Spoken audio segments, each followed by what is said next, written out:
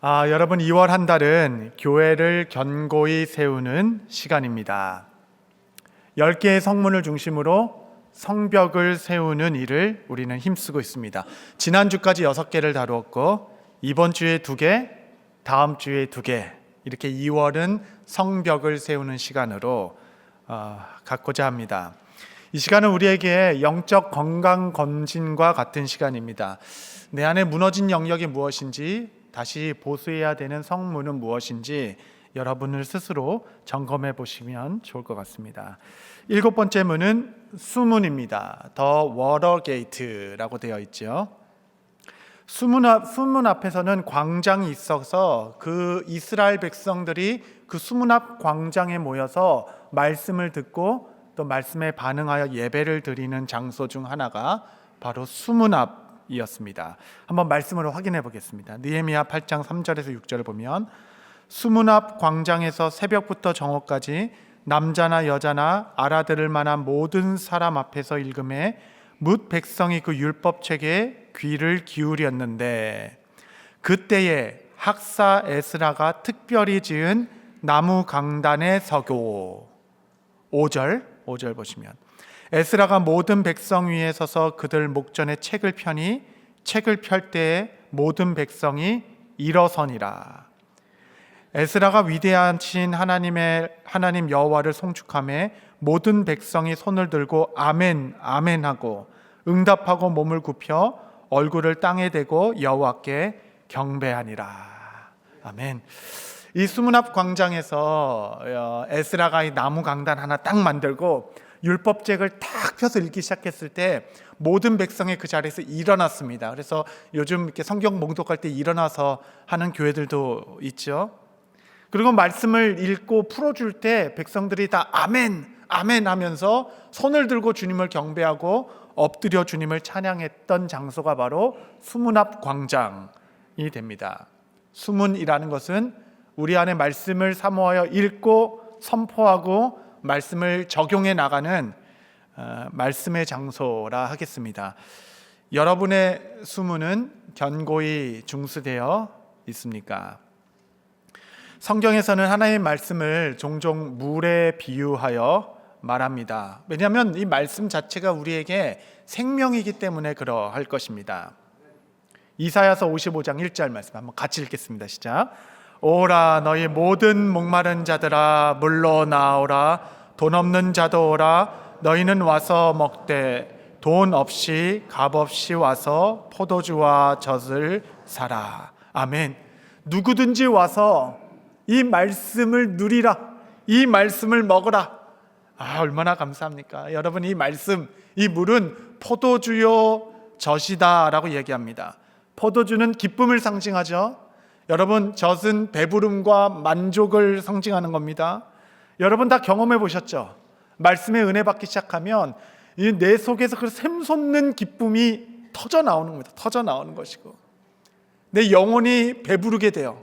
정말 풍성한 마음의 만족을 누리며 감사와 찬양이 터져 나오는 신령한 젖이라 말씀하시는 하나님의 말씀. 여러분, 이 수문은 아마도 히스기야가 파냈던 그 수로가 흘러갔던 통로였을 것입니다. 이 수로를 통하여서 여러분 물이 예루살렘 안으로 들어오는 것입니다. 예루살렘에 들어온 이 물이 모든 생명을 살리는 것입니다.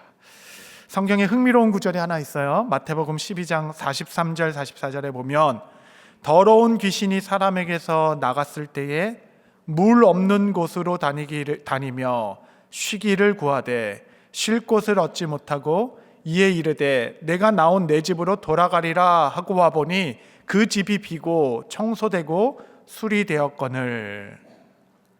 더러운 귀신이 예수의 이름으로 결박돼서 쫓겨나갔는데 쫓겨나가서 그들이 여러분 머물 곳이 없는 거예요. 그래서 새 집을 막 구하는 중입니다. 그들이 다니는 곳은 물이 없는 곳이다. 흥미롭지 않습니까?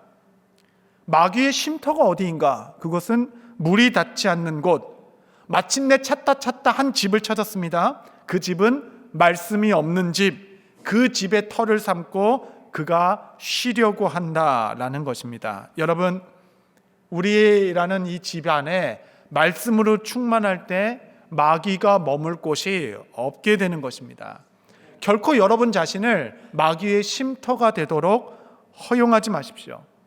마귀의 쉼터가 된 집과 같은 사람이 공동체를 얼마나 어렵게 하는지, 얼마나 힘들게 하는지, 여러분 이 이야기는 나중에 조금 더 말씀드리고자 합니다. 말씀 안에 깊게 거하는 삶. 여러분 벌써 2월 셋째 주지만 아직 연초입니다. 다시 여러분의 수문을 중수하시어 말씀 묵상을 시작하실 수 있게 되시기를 바랍니다. 우리 시편 1편 1절에서 3절, 우리가 잘 아는 말씀인데 한번 천천히 합독하도록 하겠습니다. 시작. 복 있는 사람은 악인들의 꾀를 따르지 아니하며 죄인들의 길에 서지 아니하며 오만한 자들의 자리에 앉지 아니하고 오직 여호와의 율법을 즐거워하여 그의 율법을 주야로 묵상하는도다. 그는 시냇가에 심은 나무가 철을 따라 열매를 맺으며 그 잎사귀가 마르지 아니함 같으니 그가 하는 모든 일이 다 형통하리로다. 아멘. 아멘. 시편 1편에 복 있는 사람은 말씀을 즐거워하여 그 율법을 주야로 묵상하는 자다, 이렇게 말합니다.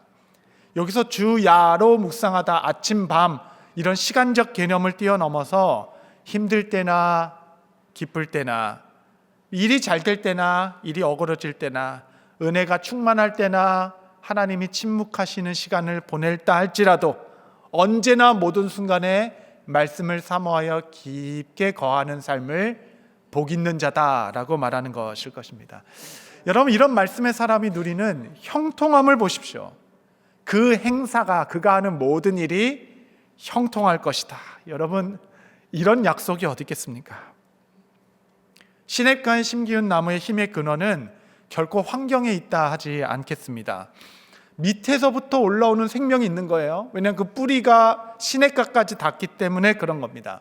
거기서부터 올라오는 생명으로, 그 힘으로 외부의 환경에 영향을 받지 않고 잎이 청청하며 철을 따라 열매를 맺는다라고 얘기합니다.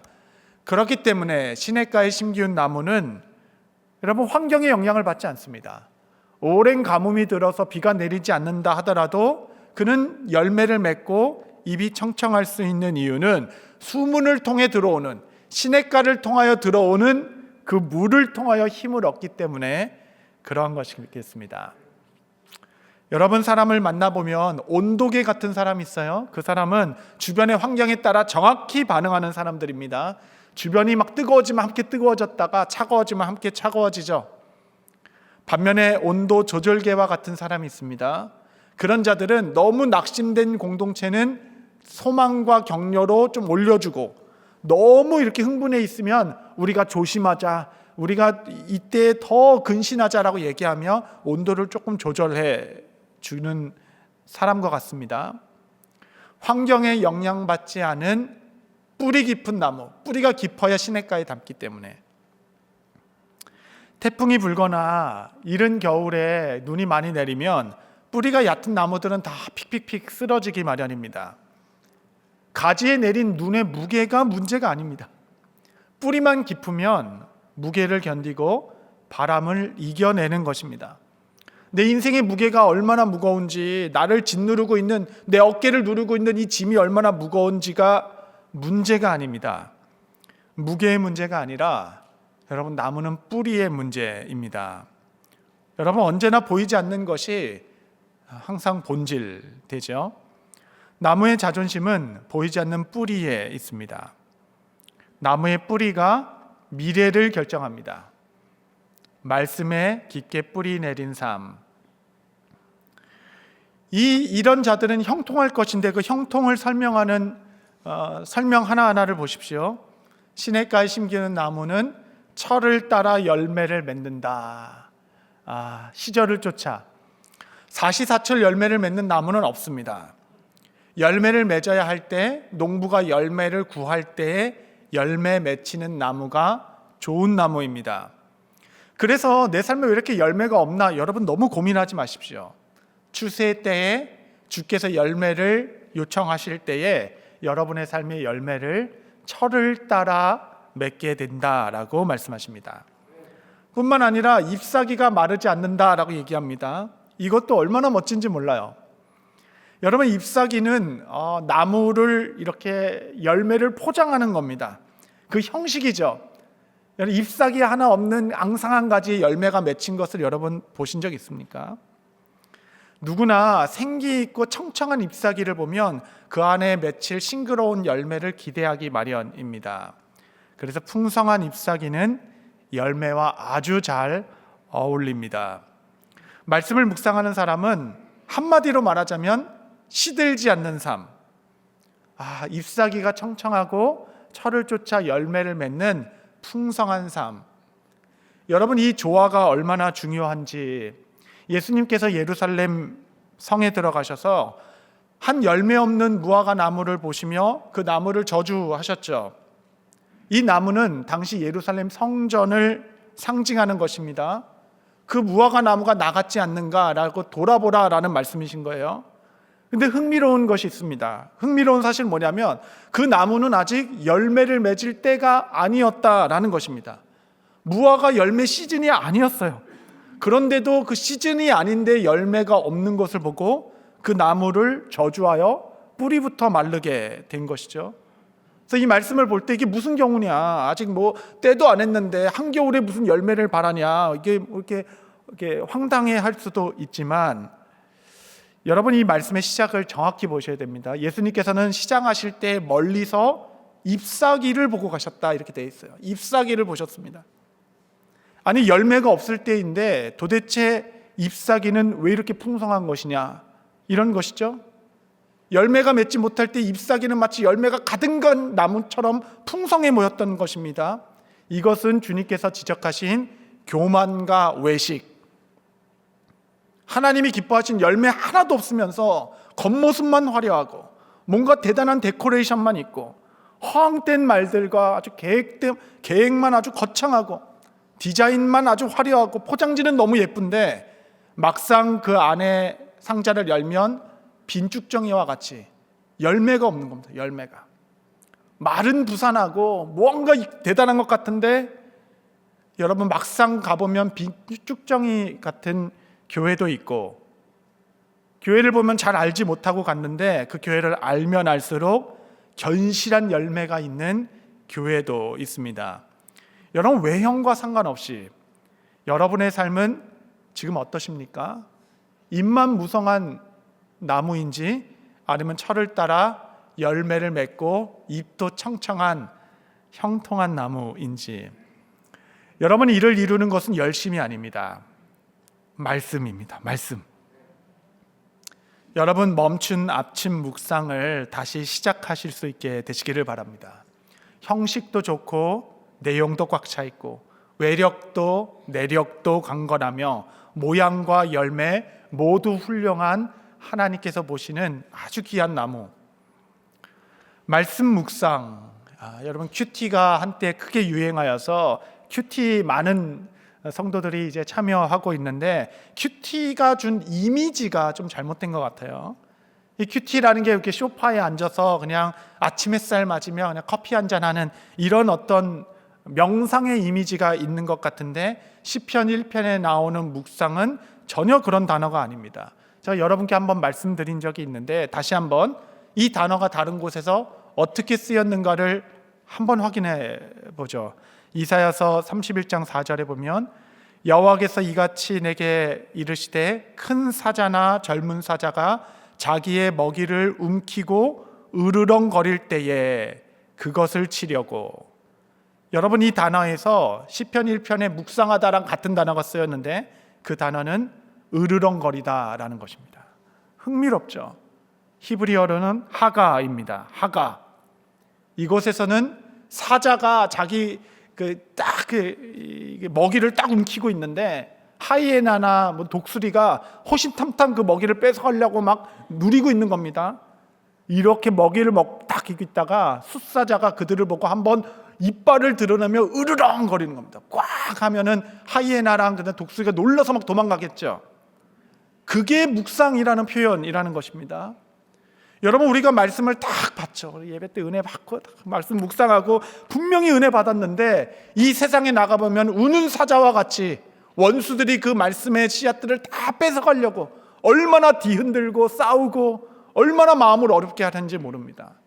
여러분, 주일에 받은 은혜, 아침에 묵상하면서 받은 은혜가 이 먹잇감을 지키고자 하는 사자의 그 우렁찬 용맹한 울음과 같이 말씀을 지키고자 하는 것. 내비게이터의 성경 공부해 보면 말씀을 5손가락에 비유했습니다. 5손가락으로 말씀을 꽉 붙여야 한다라는 겁니다. 5손가락이 뭐냐면 말씀을 읽고 듣고 쓰고 암송하고 연구하라. 이게 5손가락입니다. 이게 뭐냐면 이제 말씀을 5손가락으로 꽉 붙들어야 그냥 원수들이 뺏어가고 사람들이 흔들려도 놓치지 않는다라는 겁니다. 잊어버리지 않는다. 5손가락으로 말씀을 꽉 붙들어라. 말씀을 읽고 듣고 쓰고 암송하고 연구하며 공부하는 것, 이 5손가락으로 말씀을 꽉 붙드는 삶, 여러분, 이것이 묵상입니다. 할렐루야. 적어도 주일날 이제 저희는 매주 말씀 들으니까 이 주일 설교는 사실 일주일용입니다. 일주일용. 내가 일주일간은 이 말씀을 꽉 붙들고 살겠다. 이런 결심의 열매가 여러분 삶 가운데 있게 되기를 바랍니다. 여러분의 수문이 견고히 서기를 바랍니다. 저도 예전에는 말씀을 사모하여서 내가 말씀 묵상하기 전에는 인터넷 접속을 하지 않겠다 이렇게 결정하며 제일 먼저 세상과 커넥되기 전에 내가 주님과 먼저 연결되겠다 하면서 묵상을 먼저 했던 기억이 떠오르더라고요. 이 말씀을 준비하면서. 이제는 마치 저도 핸드폰 중독된 사람처럼 일어나자마자 찾는 사람도 없는데 보고, 요즘에는 막 자다가도 보고 왜 그런지 모르겠어요. 저도. 여러분, 다시 수문 앞 광장을 견고히 하여서 여러분 이 일에 용맹한 전사와 같이 이 일에 생명을 거시는 여러분 되게 되시기를 바랍니다. 말씀을 지키십시오. 여러분의 삶이 형통할 것입니다. 여러분, 교회도 마찬가지입니다. 교회의 수문은 이 강단입니다.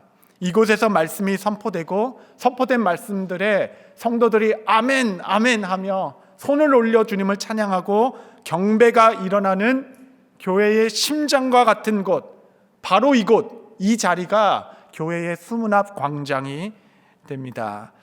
여러분, 우리가 다른 것, 교회를 향한 욕심이 없다 하더라도 이 수문이 견고한 말씀의 뿌리 깊은 교회가 되겠다, 이 소망으로 교회를 세워가는 저와 여러분 모두 되시기를 바랍니다. 여덟 번째는 마문입니다. 영어로는 The Horse Gate 그대로 되어 있어요. 마문은 말 그대로 말이 다녔던 문입니다. 이 문은 영적 전쟁을 의미합니다. 열왕기상에 보면 여호야다 왕이 군대를 이끌어 이 마문을 통하여 전쟁에 출정한 문이 되기도 합니다. 여러분, 나귀가 평화를 상징한다면 말은 전쟁을 상징하는 것입니다. 여러분은 영적 전쟁에 얼마나 깨어 있으며 또 얼마나 진지하게 다루고 있습니까? 욥기 1장의 내용을 보면 욥기 전체에 이제 개관이 기록되어 있는데 이것은 3막으로 구성된 드라마와 같은 구성을 갖고 있습니다.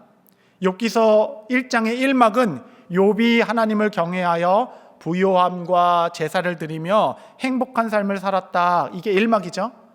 2막은 하늘의 장면이 나옵니다. 보이지 않는 장면이죠. 그것에서는 사탄이 욥을 막 참소하는 장면이 나옵니다. 그리고 3막은 갑자기 욥에게 황망한 일들이 일어나면서 그의 재산과 건강과 가족을 다 잃어버리게 되는 장면이 나옵니다. 1막과 3막은 땅의 일들이고 2막은 보이지 않는 세계에서 일어난 일들이죠.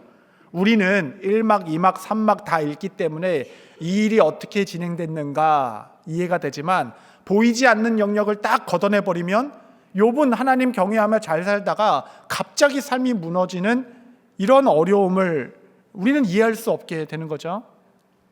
여러분, 동일한 것입니다. 세상은 보이는 세계, seen world와 보이지 않는 세계, unseen world로 존재한다라는 것이 성경적 세계관의 기초입니다. 기초. 보이는 것이 전부가 아니다. 오히려 보이지 않는 것이 훨씬 더 본질적인 것이다. 왜냐하면 보이는 것은 잠깐이요, 보이지 않는 것은 영원함이라. 여러분, 그러므로 우리의 싸움은 혈과 육을 상대하는 것이 아니라 하늘에 있는 악한 영들을 상대하는 것이라 라고 말하며 너희는 전신갑주를 입으라 라고 얘기합니다. 마무는 영적 전쟁을 치르는 삶. 여러분, 이를 위해서는 우리는 대적이 누구인지를 명확히 알아야 됩니다. 우리를 대적하여 싸우는 사탄 마귀가 도대체 누구인지, 그 대상이 무엇인지, 그들의 공격이 무엇인지 알아야 우리는 영적으로 반응하며 그들과 싸울 수 있기 때문에 그러합니다.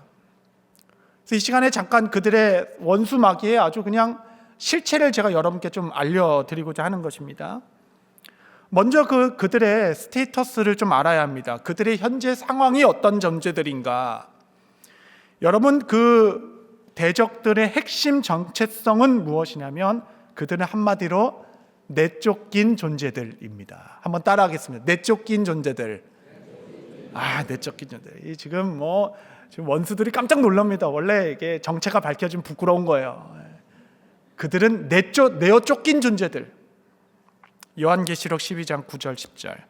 큰 용이 내쫓기니 옛 뱀 곧 마귀라고도 하고 사탄이라고도 하며 온 천하를 꿰는 자라.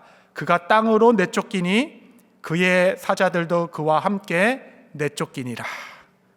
내쫓긴 존재들. 이게 무슨 얘기냐 보면은 요한계시록 12장에 이 사건의 전말, 이들이 왜 내쫓겼는가, 그 전말이 다 나와 있습니다. 요한계시록 12장은 매우 중요합니다. 이것을 한번 딱 담아놓으면 지금 이게 무슨 사태인가라는 게 좀 한 번에 딱 이해가 됩니다. 요한계시록 12장에는 네 존재들이 나옵니다. 하나는 여자가 나오고 아이가 나오고 용이 나오고 짐승이 나와요. 이 네 등장인물들이 나옵니다. 요한계시록은 다 상징 언어, 그림 언어들이기 때문에 해석을 잘해야 돼요. 이 여자는 교회를 상징합니다. 아이는 이 교회가 낳은 아이, 예수 그리스도를 상징합니다. 용과 짐승은 사탄과 마귀들을 상징하는 용어입니다. 처음에 여자가 아이를 해산하려는 것부터 시작돼요. 12장에 보면 그때 용이 그 여자를 엄청 박해합니다. 아이를 못 나게 하려고. 이 뜻은 무엇이냐면 구약의 역사를 요약한 것이에요. 구약의 그리스도께서 오시기까지 구약의 교회들을 원수들이 얼마나 공격했는지, 그러나 막을 수 없었습니다. 주님께서는 이 땅에 성육신하셔 오셨죠. 그러고 나니까 2차 전쟁이 시작됩니다. 이 용은 그 아이와 싸우기 시작했어요. 아이와 싸우기 시작했으나 그리스도께서는 이 땅에 40일을 금식하시고 사탄의 유혹을 이기셨을 뿐만 아니라 십자가에서 사탄의 머리를 깨시고 완전히 그들을 결박하셨습니다. 할렐루야. 2차 전쟁에 승리하신 것이죠. 그리고 예수님께서는 하늘로 올라가셨습니다. 벌써 2번이나 패한 사탄은 하늘까지 예수님을 쫓아 올라갑니다. 그곳에서 하늘 전쟁, 3차 전쟁이 일어나는 것이에요. 그 전쟁에서 어떻게 됐는가? 요한계시록 12장 7절 8절을 보면 하늘에 전쟁이 있으니 미가엘과 그의 사자들이 용과 더불어 싸울세. 용과 그의 사자들도 싸우나 이기지 못하여 다시 하늘에서 그들이 있을 곳을 얻지 못한지라. 하늘 전쟁에서 패해서 쫓겨난 존재들이라는 것입니다. 그들은 3차 전쟁에서도 패배하게 되죠. 이미 머리가 깨진 존재들입니다. 하늘에서도 머물 것이 없는 그들이 땅으로 내어 쫓김을 받아 이들이 크게 분노하여 이제 마지막으로 4차 전쟁을 벌였는데 그것이 이 땅에 있는 그리스도의 몸, 교회를 공격하기 시작하는 것이에요. 이 여자를 박해하기 시작하는 것입니다. 왜냐하면 여러분, 이 땅의 교회는 신비롭게 존재하는 그리스도의 몸이기 때문에, 그리스도께 패배한 그는 이제 마지막으로 그의 몸된 교회를 공격하는 시대에 우리가 지금 살고 있는 것입니다. 요한계시록 12장 13절 보시면 용이 자기가 땅으로 내쫓긴 것을 보고 남자를 낳은 여자를 박해하는지라. 교회를 막 공격하기 시작합니다. 이때 교회는 어디 있었냐면 하나님께서 교회를 광야로 이끄셔서 광야에서 그를 훈련시키고 양육시키고 있었던 중이었습니다. 그 광야까지 용이 막 그 여자를 쫓아와요. 여자를 쫓아와서 그를 막 공격하는 겁니다. 여러분 재밌죠? 이렇게 하면 재밌어요. 읽으면 재미없는데 설명하면 재밌는 겁니다. 원래 12장 15절 어떻게 공격했는지 원수들이 여자의 뒤에서 뱀이 그 입으로 물을 강같이 토하여 여자를 물에 떠내려가게 하려 하되, 그러니까 열심히 쫓아와서 그 등을 보고 용이 입을 딱 벌리니까 그 안에서 쓰나미와 같은 물이 막 쏟아나가가지고 내가 그냥 교회를 쓸어버리겠다 이렇게 공격하는 것입니다. 때론 우리 성도님들의 삶을 보면 정말 어려움이 겹겹이 정신없이 일어나는 분들이 있으십니다. 하나만 일어나도 힘든 일이 여러 가지 일들로 겹쳐서 쓰나미와 같이 나를 밀어 송두리째로 내 삶을 흔들어 떠내려가는 위협을 느낄 때, 정말 감당할 수 없는 양의 풍랑에 물을 만나게 되어서 내 인생이라는 배가 완전히 파산되고 이곳에서 침몰할 것 같이, 내가 감당하지 못할 것 같다라는 위협을 느끼기도 하죠. 정말 이제 나는 어쩔 수 없을 것 같다 하는 그 순간에 하나님께서 그 여자된 교회를 어떻게 보호하시는가, 이 땅의 성도들을 어떻게 보호하시는가. 12장 16절 보시면 땅이 여자를 도와 그 입을 벌려 용의 입에서 토한 강물을 삼키니. 여러분 이 장면을 머릿속에 사진과 같이 콱 찍어 놓으십시오. 여자 물이 막 쓰나미 같이 오르는데 그 여자 교회 앞에서 땅이 쫙 갈라지더니 나를 잡아 삼킬 것 같은 물이 그 땅 속으로 다 수장돼 버리는 것입니다. 여러분 하나님께서 여러분을 그렇게 보호하실 것입니다. 하나님께서는 이 땅의 그리스도의 몸 주의 교회를 이렇게 보호해 주실 것입니다. 이스라엘 백성이 홍해를 건널 때, 요단강을 건널 때 좌우의 물이 갈라져 그는 마른 땅으로 길을 건널 수 있었습니다. 감당할 수 없었던 폭풍우와 같은 일이 있을 것이나 그 발 앞에서 그 물은 다 수장될 것이고, 여러분은 늘 마른 땅으로 담대히 여러분을 높은 곳으로 걸어가게끔 주님께서 몸된 교회를 여러분을 이끌어 주실 것이에요. 세상이 다 어둡다 하더라도 여러분이 선 곳은 빛이 비출 것입니다. 이것을 가르쳐주는 말씀이 바로 요한계시록입니다. 원수들의 지위는 알았어요. 내쫓긴 존재, 아무리 물을 쏟아낸다라도 하나님의 보호 안에 있는 교회. 그렇다면 이 4차 전쟁이 치열하게 진행되고 있는 이때에 그들의 주특기는 무엇인가? 그들은 도대체 뭘로 공격하는 건가요? 정말 불화살을 쏩니까? 아니면 총과 칼을 들었을까요? 마귀로 번역된 헬라어의 뜻은 디아블로스입니다. 디아블로스의 원래 뜻은 비방, 이간질, 근거 없는 말로 중상모략하는 자, 참소하는 자라는 뜻을 갖고 있습니다.